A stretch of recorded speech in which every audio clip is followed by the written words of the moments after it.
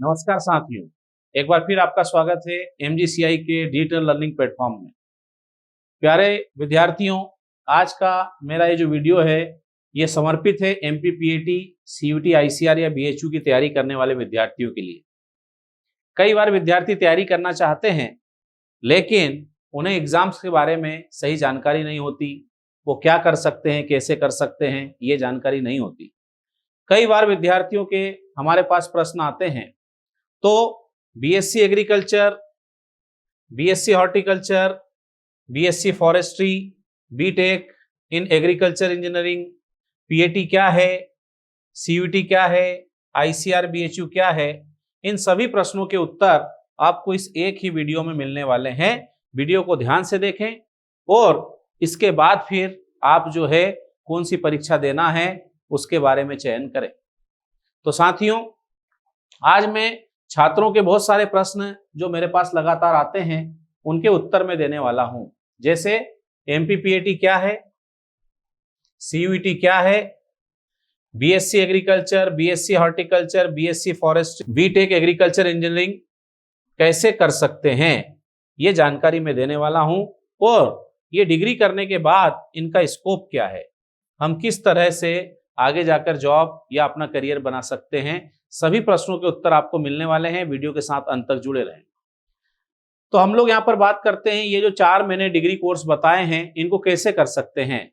तो इनको करने के दो तरीके होते हैं। एक तरीका है जिसमें हम MPPAT की सहायता से ये सारे कोर्स कर सकते हैं, और दूसरा तरीका है हमारे पास CUT की मदद से भी ये सारे कोर्स किए जा सकते हैं। अब MP में अगर हम लोग बात करें तो इसके अंदर इस तरह से बोला जा सकता है कि केवल MP के जो मूल निवासी होते हैं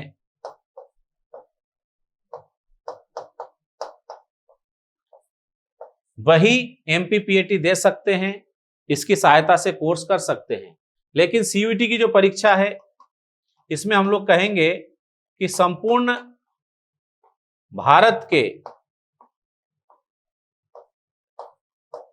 निवासी इस परीक्षा में शामिल हो सकते हैं और किसी भी स्टेट में जाकर ये कोर्स कर सकते हैं। तो फिर आप कहेंगे कि सर CUT में सारे भारत के आ रहे हैं, PAT में MP के आ रहे हैं, किस तरह से? तो मैं आपको बता दूं कि कोई भी कोर्स है, इसकी जो सीट्स होती हैं इसमें से 85% जो सीट्स होती हैं ये उस स्टेट के मूल निवासियों के लिए होती है, और जो 15% सीट्स होती है ये ऑल ओवर इंडिया के लिए होती है, जिसको CUT के माध्यम से भरा जाता है। जबकि 85% सीट जो है उसको मध्य प्रदेश में MPPAT के माध्यम से भरा जाता है। अब ये दोनों परीक्षाओं को कैसे आप दे सकते हैं, कौन इनकी तैयारी कर सकते हैं, इनके बारे में मैं आपको जानकारी देने वाला हूं। सबसे पहले MPPAT की बात करेंगे, फिर हम CUT पर आएंगे। सबसे पहले हमारे सामने है MPPAT। इससे संबंधित पहला प्रश्न है, इसकी तैयारी कौन कर सकते हैं? तो इसकी तैयारी कौन कर सकते हैं? तो केवल मध्य प्रदेश के मूल निवासी जो है इसकी तैयारी कर सकते हैं। ये पहले प्रश्न का उत्तर है। इसकी परीक्षा कब होती है? तो इसकी परीक्षा मई जून के महीने में होती है। मई या जून के महीने में परीक्षा होती है। इसकी परीक्षा कौन सी संस्था लेती है? तो उस संस्था का नाम है ESB, कर्मचारी चयन आयोग। ये जो भोपाल का आयोग है ये इस परीक्षा को लेता है। पहले अगर हम लोग देखें तो इसका नाम था PEB, प्रोफेशनल एग्जामिनेशन बोर्ड। उससे पहले इसका नाम था व्यापम, अब इसका नाम हो गया ESB। कौन से विषय के छात्र यह परीक्षा दे सकते हैं? तो इस परीक्षा को जिनका 12th में सब्जेक्ट एग्रीकल्चर है, मैथ्स है या बायोलॉजी है, ये सभी लोग इस परीक्षा में शामिल हो सकते हैं। एग्जाम का पैटर्न क्या होता है? तो एग्जाम के पैटर्न की अगर हम लोग बात करें तो अलग अलग विषय के लोग इसको अलग अलग तरह से दे सकते हैं। जैसे ऐसे विद्यार्थी जिनका सब्जेक्ट मैथ्स है वो PCM सब्जेक्ट लेकर इस परीक्षा को दे सकते हैं। इसमें फिजिक्स के 50 प्रश्न, केमिस्ट्री के 50 और मैथ्स के 100 प्रश्न आते हैं। टोटल प्रश्नों की संख्या होती है 200। ऐसे ही बायोलॉजी वाले यहाँ पर PCB सब्जेक्ट लेकर इस परीक्षा को दे सकते हैं। इसमें आप देखेंगे फिजिक्स के 50, केमिस्ट्री के 50 और बायोलॉजी के 100 प्रश्न आएंगे। टोटल प्रश्नों की संख्या 200। एग्रीकल्चर के जो विद्यार्थी होते हैं ये मध्य प्रदेश में चलने वाला ये विशेष समूह है जो एमपी में ही चलता है, AG1 plus AG2 plus AG3। इसमें आप देखेंगे कि AG1 में से 100 प्रश्न आते हैं, इसके अंदर आता है PCMB, और AG2 में से आप देखेंगे कि 100 प्रश्न आते हैं, इसके अंदर आप देखोगे क्रॉप प्रोडक्शन और एनिमल हस्बेंड्री आता है इसके अंदर, और इस प्रकार से कुल प्रश्नों की संख्या होती है 200। अब हम लोग यहाँ पर बात कर रहे हैं कि एग्रीकल्चर के ही विद्यार्थी ये जो परीक्षा है इसको PCA सब्जेक्ट लेकर भी दे सकते हैं, फिजिक्स केमिस्ट्री एग्रीकल्चर। यहाँ फिजिक्स के 50 प्रश्न, केमिस्ट्री के 50 और एग्रीकल्चर के 100 प्रश्न आते हैं। टोटल प्रश्नों की संख्या हो गई 200। एग्रीकल्चर के ही विद्यार्थी यहाँ पर एक और ग्रुप ले सकते हैं, जैसे BCA लिखा है, बायोलॉजी केमिस्ट्री एग्रीकल्चर। बायोलॉजी के 50 प्रश्न, केमिस्ट्री के 50 और एग्रीकल्चर के 100 प्रश्न, टोटल 200 प्रश्न यहाँ पर हो गए। मतलब एग्रीकल्चर के विद्यार्थी यहाँ 3 समूह से जा सकते हैं, जबकि मैथ्स वाले और बायोलॉजी वालों के पास 2 समूह रहते हैं, जैसे एक PCM हो गया और एक AG1 to 3 ग्रुप से भी वो तैयारी कर सकते हैं। ऐसे ही बायोलॉजी वालों के लिए PCB हो गया, इसके अलावा ये AG1 to 3 ग्रुप से भी ये तैयारी कर सकते हैं। तो इस प्रकार से हमने ये एग्जाम का पैटर्न देखा। 200 प्रश्नों की परीक्षा होती है, कोई माइनस मार्किंग या नेगेटिव मार्किंग नहीं है। एक प्रश्न सही करने पर आपको 1 नंबर मिलेगा और अगर गलत हो गया तो 0 नंबर मिलेगा, माइनस नहीं होगा। अब कहां कहां पर ये पाठ्यक्रम है, कौन कौन से इससे कोर्स कर सकते हैं, तो BSc ऑनर्स कृषि 4 वर्ष का कोर्स है। 2 यूनिवर्सिटी हमारे यहाँ की है, एक जवाहरलाल नेहरू कृषि विश्वविद्यालय जबलपुर, इसके अंतर्गत आने वाले कॉलेज कौन से हैं, तो जबलपुर कॉलेज, रीवा, टीकमगढ़, गंज बासोदा, बारासिवनी, पवारखेड़ा, खुरई और पन्ना, ये इतने सारे एग्रीकल्चर कॉलेज जवाहरलाल नेहरू कृषि विश्वविद्यालय के अंतर्गत आते हैं।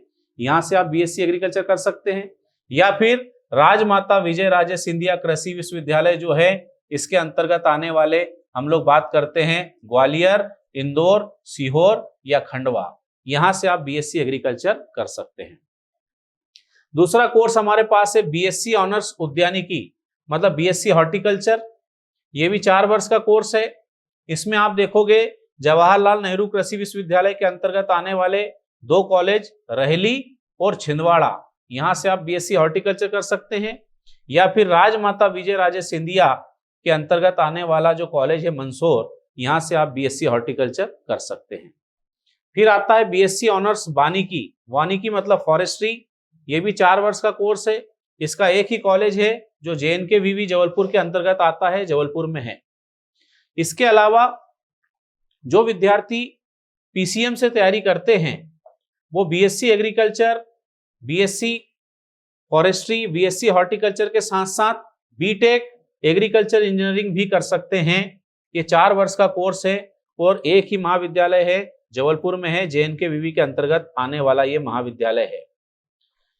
एक और हम लोग कहेंगे कि विश्वविद्यालय है जिसका नाम है महात्मा गांधी चित्रकूट ग्रामोदय विश्वविद्यालय, यहां से आप BSc एग्रीकल्चर कर सकते हैं। ये भी 4 वर्ष का कोर्स है।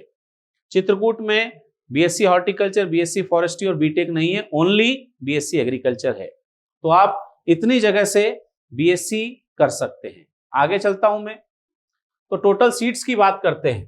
टोटल सीट्स में BSc एग्रीकल्चर की 924 सीट है, BSc हॉर्टिकल्चर की 192 है, BSc फॉरेस्ट्री की 30 है, BTech की 84 सीट है। टोटल सीट्स अगर देखें तो 1230 सीट है। ये जो सीट्स हैं ये 2024 की जो काउंसलिंग चल रही है उसके अनुसार है। ये सीट्स में हर साल कुछ ना कुछ बदलाव आ जाता है, तो कोई नई जानकारी होगी तो अगले वीडियो में मैं आपको दूंगा। फिर हम लोग देख रहे हैं कि यूनिवर्सिटी के हिसाब से सीट का डिवीजन मैंने आपके सामने कर रखा है, फ्री और पेमेंट। पहले मैंने आपको टोटल सीट्स बताई थी। JNKVV जबलपुर में BSc एग्रीकल्चर के लिए free seat 450, payment seat 120। BSc horticulture में फ्री है 120, पेमेंट है 24। BSc फॉरेस्ट्री में फ्री सीट है 25, पेमेंट है 4। BTech एग्रीकल्चर इंजीनियरिंग में फ्री सीट्स जो हैं वो है 70 और पेमेंट सीट कितनी है 14। ऐसे ही आरबीएस के वीवी की बात करता हूं तो यहां पर बीएससी एग्रीकल्चर की 220 है फ्री सीट, पेमेंट सीट है 44। बीएससी हॉर्टिकल्चर की फ्री सीट कितनी है 40, पेमेंट सीट है 8। और ये जो चित्रकूट ग्रामोदय विश्वविद्यालय है यहां पर ओनली बीएससी एग्रीकल्चर होता है, फ्री सीट है 80 और पेमेंट सीट है 40। टोटल ये यूनिवर्सिटी के हिसाब से सीट्स जो हैं उनका बंटवारा मैंने आपके सामने रखा। अब हम लोग अगली परीक्षा पर आते हैं जिसका नाम है सीयूईटी। सीयूईटी का मतलब है common university entrance test.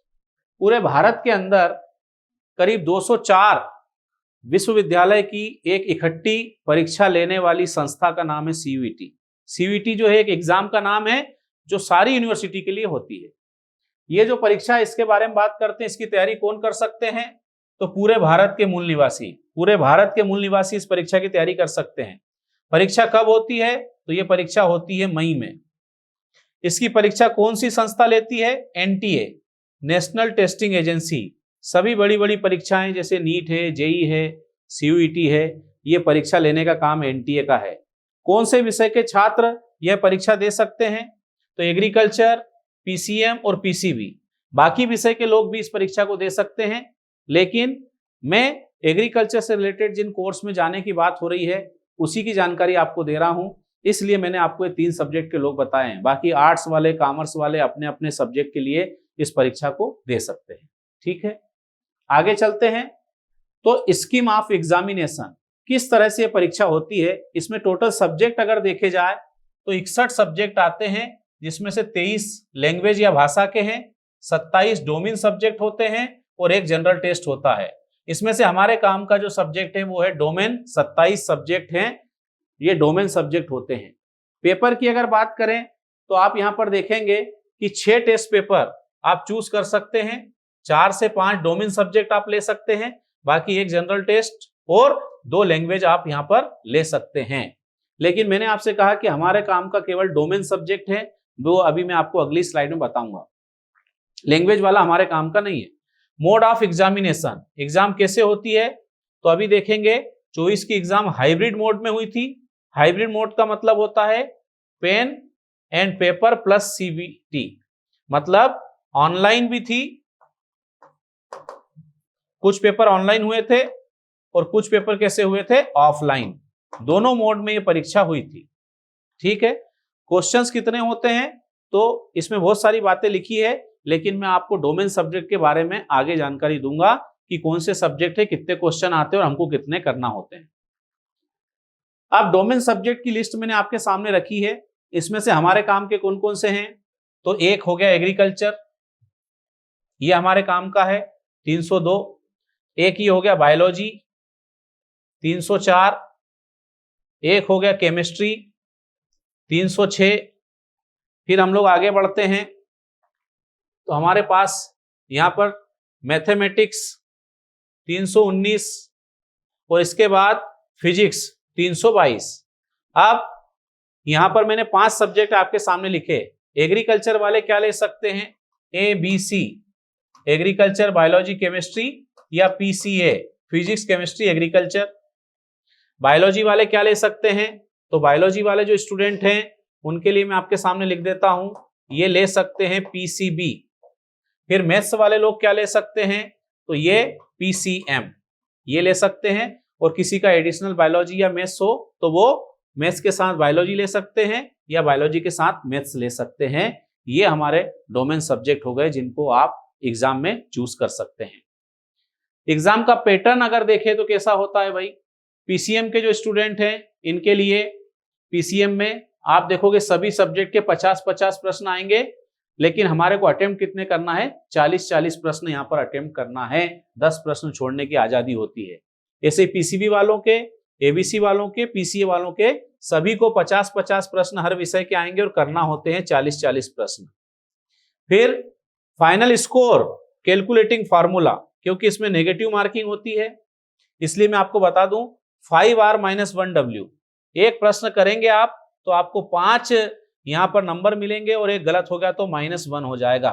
Total अगर हम लोग देखें तो 120 प्रश्न होते हैं, 5 नंबर का एक है तो टोटल अगर आप देखोगे मैक्सिमम मार्क्स कितने हो गए, तो यहाँ पर मैक्सिमम मार्क्स हो जाएंगे 600। 600 जो है यहाँ पर आपके मैक्सिमम मार्क्स हो जाएंगे। समझ गए? इस तरह की नेगेटिव मार्किंग होती है। ये जो परीक्षा है इसके अंदर हम लोग बात करते हैं कि यहां पर 12th NCERT इस बेस पर पेपर होता है, केवल 12th आता है, 11th का सिलेबस यहां पे नहीं आता है। एग्रीकल्चर में जरूर पूरा आता है, लेकिन बाकी विषय की अगर हम लोग बात करें, एग्रीकल्चर में हम लोग देखें तो आप यहां पर देखेंगे कि 11th प्लस 12th दोनों का सिलेबस आता है। बाकी फिजिक्स हो, केमिस्ट्री हो, मैथ्स हो, बायोलॉजी हो, इसमें ओनली 12th NCERT जो है इसी में से प्रश्न पूछे जाते हैं। आगे चलते हैं। अब नंबर ऑफ सीट्स की बात करता हूं, तो टोटल नंबर ऑफ सीट्स जो है वो है 5350। ये CUET में हम लोग बात कर रहे हैं सीट्स की, और ये वाली जो सीट्स हैं ये मैं आपको केवल 5350 जो सीट्स बता रहा हूं, ये किसकी है? तो ये सीट्स की हम लोग बात कर रहे हैं, ये ICAR के लिए है। ICAR, Indian council of agriculture research, उसके अंतर्गत इतने सारे जो कोर्स होते हैं, करीब हम लोग बात कर रहे हैं कि 70 यूनिवर्सिटी जो हैं उनमें अलग अलग कोर्स के लिए इतनी सीट्स हैं। इसके अलावा अगर हम लोग बात करें तो अलग अलग यूनिवर्सिटी में अलग अलग सीट्स होती हैं। BHE की सीट्स अलग से होती हैं, ICAR में भी आती है और उसके अलावा भी होती है। तो वो सीट अगर जोड़ोगे तो टोटल यहाँ और बढ़ जाएगी, करीब 6000 के आसपास सीट्स जो हैं यहाँ पर पहुंच जाएगी। लेकिन मैं ICAR के अंदर बात करता हूं तो BSc एग्रीकल्चर में 59 यूनिवर्सिटी में आप BSc एग्रीकल्चर कर सकते हैं ऑनर्स, 2890 सीट है। BSc हॉर्टिकल्चर 28 यूनिवर्सिटी कराती है, 654 सीट। BSc फॉरेस्ट्री 20 यूनिवर्सिटीज कराती हैं, 243 सीट। BSc फिशरीज 21 यूनिवर्सिटी में है, 246 seat. BTech agriculture engineering 27 university में है, 354 सीट। BTech डेयरी टेक्नोलॉजी में 15 यूनिवर्सिटी कराती है, 167 सीट। BTech फूड टेक्नोलॉजी में 16 university, 195 seat. BTech biotechnology 15 university कराती है, 229 seats. BSc honours natural farming, ये नया स्कोप आ रहा है, 4 यूनिवर्सिटी में है, 50 सीट है। BSc honours community science 19 university कराती है, 239 सीट है। फूड न्यूट्रिशन और डाइट्स वाला है, 7 यूनिवर्सिटी में होता है, 60 सीट है। और BSc ऑनर्स सेरीकल्चर 3 यूनिवर्सिटी में होता है, टोटल 23 सीट है। तो ये टोटल नंबर ऑफ सीट्स हो गई। बहुत अच्छा स्कोप है, PAT भी दे सकते हैं, उसके साथ साथ आप CUT की परीक्षा भी जो है दे सकते हैं। आगे चलते हैं। बार बार विद्यार्थी एक बात करते हैं कि सर स्कोप क्या है, हम सारे ये कोर्स तो कर लेंगे, लेकिन ये कोर्स करने के बाद हम किस तरह के फील्ड में हमारा करियर बना सकते हैं। तो मैं आपके सामने स्कोप रख रहा हूं। तो आप देखेंगे बहुत सारे फील्ड में इसका स्कोप है। मैं आपके सामने कुछ महत्वपूर्ण जो फील्ड है उनके बारे में बात कर रहा हूं। जैसे गवर्नमेंट का फील्ड हो गया, एजुकेशन फील्ड हो गया, वैसे ये भी गवर्नमेंट में आ सकता है, बैंकिंग फील्ड हो गया, ऑटोनॉमस कुछ इंस्टीट्यूट होते हैं, प्राइवेट जॉब्स हैं, बिजनेस हैं, इतने सारे चीजों में स्कोप है। मैं डिटेल स्कोप आपके सामने रख रहा हूं।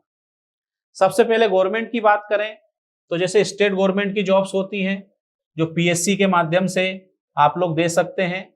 सेंट्रल गवर्नमेंट की आप देखोगे वैकेंसी पोस्ट होती है, UPSC के माध्यम से दे सकते हैं। इसके अलावा हम लोग बात करते हैं जैसे कि एग्रीकल्चर जो डिपार्टमेंट होता है वहां पर अगर हम लोग देखें तो REO, RHEO, SADO, SSDO, ADA और ADH, ये सारी जो पोस्ट हैं ये निकलती रहती है। ये ADA और ADH जो पोस्ट है ये PSC के थ्रू निकलने वाली पोस्ट है। इसी तरह से रेंजर ACF जो है ये PSC जो होता है पब्लिक सर्विस कमीशन, उसके माध्यम से निकलती है। सुपरवाइजर की पोस्ट है, टेक्निकल असिस्टेंट जो है ये पोस्ट है। और बहुत सारे डिपार्टमेंट गवर्नमेंट के होते हैं, जैसे टोबैको कारपोरेशन होता है, उसका डिपार्टमेंट अपना हो गया, सेरीकल्चर हो गया, लेक कल्चर हो गया, बहुत सारे। लेकिन मैंने मोटी मोटी आपके सामने जानकारी रखी है। एजुकेशन फील्ड में आप असिस्टेंट प्रोफेसर जो है एग्रीकल्चर कॉलेज में बन सकते हैं। वर्ग 1 टीचर की आपके पास जॉब हो सकती है। KVK में SMS करके होता है। रिसर्च एसोसिएट होते हैं, SRF होते हैं, सीनियर रिसर्च फेलोशिप, ये सारा जो है ये एजुकेशन फील्ड के अंदर हमने देखा कि आपके सामने इतनी सारी वैकेंसी होती है। इसमें रिसर्च वाला भी हम लोग ले सकते हैं, जो साइंटिस्ट वाला पोस्ट होती है वो भी इसमें आ जाएगी। आगे चलते हैं बैंकिंग सेक्टर में। तो बैंकिंग में अगर हम लोग बात करें तो IBPS AFO, नाबार्ड हो गया, RRB हो गया। इसके अलावा आप चाहें तो जो बैंक PO होता है, प्रोबेशनरी ऑफिसर जिसको बोला जाता है, वो वाली जॉब भी आपके लिए है। ये तो BSc एग्रीकल्चर वाले के लिए रिजर्व होती है, बाकी बैंक PO भी आप यहाँ पर बन सकते हैं। इसके बाद ऑटोनॉमस में अगर हम लोग बात करें तो कुछ इंस्टीट्यूट है, जैसे इफ्को है, क्रफको है, कॉटन कारपोरेशन है, स्पाइस बोर्ड है, FCI है, food corporation of India, NSC है, ये जो है नेशनल सीड कारपोरेशन, ये भी अपनी वैकेंसी समय समय पर निकालते हैं, इसमें आप जा सकते हैं। इसके बाद एग्रीकल्चर सेक्टर जो है, इसकी सबसे खास बात यह है कि यहां आपको कोई बेरोजगार नहीं मिलेगा। हाँ, आदमी खुद नहीं अगर कुछ करना चाहे तो बेरोजगारी हो सकती है, बाकी प्राइवेट सेक्टर इतना बड़ा है, भाई सबको भोजन चाहिए, सबको फूड चाहिए, और फूड है तो एग्रीकल्चर है, और एग्रीकल्चर है तो जॉब रहेंगे। और आप प्राइवेट जॉब देख सकते हैं तो मल्टीनेशनल कंपनीज जो होती हैं, केमिकल की हो गई, सीड की हो गई, फर्टिलाइजर की हो गई, पेस्टिसाइड की हो गई, इसमें सेल्स ऑफिसर है, टीम लीडर है ना, एरिया सेल्स मैनेजर है, सेल्स मैनेजर है, और बहुत सारे टेरिटरी मैनेजर, रीजनल मैनेजर, बहुत सारी वैकेंसीज होती हैं। ये हर कंपनी में होती है, सीड की हो जाए, फर्टिलाइजर की हो जाए, पेस्टिसाइड की, इंसेक्टिसाइड की, फंजीसाइड की, एग्रीकल्चर से रिलेटेड बहुत सारे। फिर जो लोग बीटेक करते हैं उनके लिए एग्रीकल्चर मशीनरीज वाला जो पूरा फील्ड है वो पूरा ओपन रहता है। सबसे खास चीज बिजनेस की बात करें तो केमिकल, सीड, फर्टिलाइजर, इनको जो इनकी शॉप होती है, इनके लाइसेंस भी आजकल जो BSc एग्रीकल्चर, BSc हॉर्टिकल्चर उनको ही मिलते हैं। आप डेयरी कर सकते हैं, पोल्ट्री कर सकते हैं, फिशरीज कर सकते हैं, एनिमल फीडिंग का बहुत बड़ा कारोबार चल रहा है, पोस्ट हार्वेस्ट टेक्नोलॉजी चल रही है, जैसे पोटैटो चिप्स बना लिया, टोमेटो केचप है, सॉस बना लिया, सीड प्रोडक्शन है। ये सारे जो फील्ड हैं, इन फील्ड में आपके लिए बहुत बड़ा स्कोप है। मतलब अगर आप एग्रीकल्चर फील्ड में आ जाते हैं तो बेरोजगार रहने की बात तो भूल ही जाना हमारे को, क्योंकि हमारे पास इतनी सारी अपॉर्चुनिटीज हैं। अब साथियों, जैसा कि आप जानते हैं कि MGCI जाना जाता है अपने परिणामों की श्रेष्ठता के लिए, अपने संस्कारों के लिए, और अपने रिजल्ट में पारदर्शिता और ईमानदारी के लिए। और इसी कारण से आप लोगों का भरपूर प्रेम, सहयोग, विश्वास MGCI को प्राप्त होता है। और ये परिणाम MGCI के कहते हैं, चाहे PAT हो, CUT, ICR, BHU हो, सर्वाधिक टॉपर्स के साथ साथ सर्वाधिक चयन देने वाला मध्य प्रदेश का एकमात्र संस्थान है MGCI। और ये हम बात किस तरह से कर सकते हैं, तो मैं आपको बताऊं कि रिजल्ट की अगर बात की जाए, एग्रीकल्चर क्षेत्र की बात की जाए, तो MGCI हिमालय ही नहीं बल्कि इस परिणाम में हिमालय का शिखर है। जैसे आपके सामने मैं ये परिणाम रख रहा हूँ 2024 और 23 के, ये अभी तक प्राप्त जानकारी के अनुसार परिणाम हैं। PAT 2024 में फर्स्ट राउंड में ही MGCI ने 250 से अधिक छात्रों का चयन देकर इतिहास रच दिया है। फर्स्ट राउंड का अभी अलॉटमेंट आया है, अभी सेकंड राउंड बचा है, थर्ड राउंड बचा है, चित्रकूट की काउंसलिंग बची है, तब आप देखोगे कि टोटल सिलेक्शन कितने होने वाले हैं। लेकिन फर्स्ट राउंड में ही 250 से अधिक विद्यार्थियों का चयन दिया है। और जब सारे परिणाम आएंगे तो आप पाएंगे कि MGCI हमेशा अपना ही रिकॉर्ड तोड़ने के लिए जाना जाता है। और 2023 में हमने 308 से अधिक विद्यार्थियों की लिस्ट दी थी, इस बार हम उससे भी बड़ी लिस्ट आपको देने वाले हैं। अभी मैंने अपने पिछले वीडियो में YouTube के ऊपर आप देखेंगे कि 236 चयनित विद्यार्थियों की लिस्ट नाम, पिता के नाम और कॉलेज के नाम के साथ दी है। पूरा परिणाम आने के बाद ये लिस्ट भी आएगी। ना केवल PAT बल्कि CUT में भी आप देखेंगे तो 2024 में 82 से अधिक MGCI के छात्र जो हैं देश के जाने माने कृषि विश्वविद्यालयों में पढ़ रहे हैं। यही आप देखेंगे कि 23 का परिणाम क्या था, तो 76 से अधिक विद्यार्थी चयनित हुए थे। और मैं आपको बता दूं कि CUT ICR में भी अभी मॉपअप राउंड बचा हुआ है, उसके आने के बाद फाइनल लिस्ट में आपके सामने लेकर आऊँगा। अब 2024 में फर्स्ट राउंड की मैं बात कर रहा हूँ। और आपको मैं एक बात बता दूँ कि मैं हमेशा कहता हूँ कि सर्वाधिक टॉपर्स की अगर बात करें तो उसमें भी MGCI नंबर 1 है। अब सर्वाधिक टॉपर्स कैसे, तो सर्वाधिक टॉपर्स का अर्थ ये है कि कोई भी टॉपर विद्यार्थी है वो क्या चाहता है, अपने प्रदेश के टॉप कृषि महाविद्यालय में एडमिशन लेना चाहता है। और आप सभी जानते हैं कि मध्य प्रदेश के टॉप कृषि महाविद्यालय 2 हैं, एक है इंदौर और एक है जबलपुर। तो फर्स्ट राउंड के हिसाब से अगर हम लोग बात करें तो इंदौर एग्रीकल्चर कॉलेज में एमजीसीआई के 29 छात्र, जबलपुर में आप देखेंगे तो 26 छात्र हैं, ग्वालियर में 15 है, सीहोर में 21 है, खंडवा में 17 है, रीवा में 20 है, पवारखेड़ा में 11 है, टीकमगढ़ में 22 है, गंज बसोदा में 11 है, खुरई में 14 है, पन्ना की बात करें तो 18 है, वारासिवनी में 4 हैं, हॉर्टिकल्चर कॉलेज मंदसौर में 15 है, रहेली में 12 है, और हम लोग देख रहे हैं यहाँ पर कि छिंदवाड़ा में 15 स्टूडेंट एमजीसीआई के हैं, टोटल 250। और ये तो अभी तक प्राप्त जानकारी के अनुसार है। आगे आप देखेंगे कि ये लिस्ट बहुत बड़ी होने वाली है। ना केवल पीएटी बल्कि सीयूटी में अगर मैं बात करूं, आईसीआर में अगर मैं बात करूं, तो ये नाम आपने सुना होगा, जाना माना नाम है अति जैन। अति जैन जो है इसने अतीत के सारे रिकॉर्ड तोड़ दिए हैं, और ना केवल ये स्कोर देकर सीयूटी आईसीआर में एमजीसीआई को, मध्य प्रदेश को गौरवान्वित किया है, बल्कि मैं आपको बताऊं कि पूरे मध्य भारत की टॉपर छात्रा ये है। इसलिए हम इसे कहते हैं कि ये टॉपर्स की टॉपर है, क्योंकि इन्होंने 600 में से 565 का स्कोर दिया। और आप देखेंगे फर्स्ट राउंड में ही IARI जो कि एग्रीकल्चर की सर्वोच्च संस्था है, उसमें एडमिशन लेकर कीर्तिमान रचा है।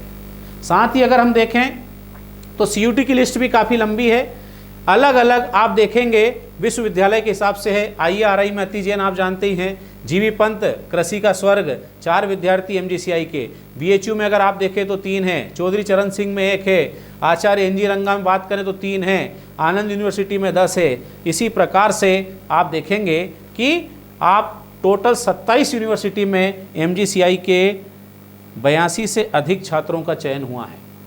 तो ये जो परिणाम है ये एमजीसीआई ने दिया है। ये जो सारे परिणाम हैं एमजीसीआई समर्पित करता है अपने विद्यार्थियों को, उन विद्यार्थियों के जो पेरेंट्स है, अभिभावक है, उनको करता है, क्योंकि उन्होंने बच्चों को यहाँ तक भेजा। साथ ही एमजीसीआई के सभी शुभचिंतक जो हैं, ये एमजीसीआई परिणाम उनको समर्पित करता है और आपको विश्वास दिलाता है कि आगे इससे भी अच्छे परिणाम एमजीसीआई देगा।